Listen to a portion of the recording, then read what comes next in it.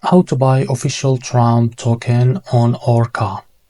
So this token came under the symbol of Trump. So before we start, this is not financial advice. I'm not professional or economic expert. So before investing in any project that you find on my channel, please do your own research. But before going on by this token, make sure to check the X account and keep following the updates about this token. As you can see, this token is available on CoinMarketCap.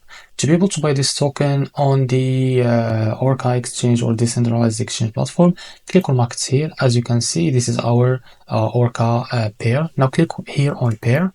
So after that, you will be redirected to trade this token. So as you can see, click on trade here. Now you'll be redirected to Orca decentralized exchange platform. The first step what you need to do is just connect your wallet first. Now I will select the phantom, connect your wallet after that. Now I will log into my wallet first to be able to connect it to Orca. So after that, click on connect. Now after you connect your wallet to Orca, now here, as you can see, if you don't find the token here, what you need to do, go back to the CoinMarketCap on the this token page, copy the token address from here, go back to Orca, and make sure to select the Solana as a network. Now paste here the token address. As you can see, this is our token. Click on it. As you can see, you'll be able to see it here.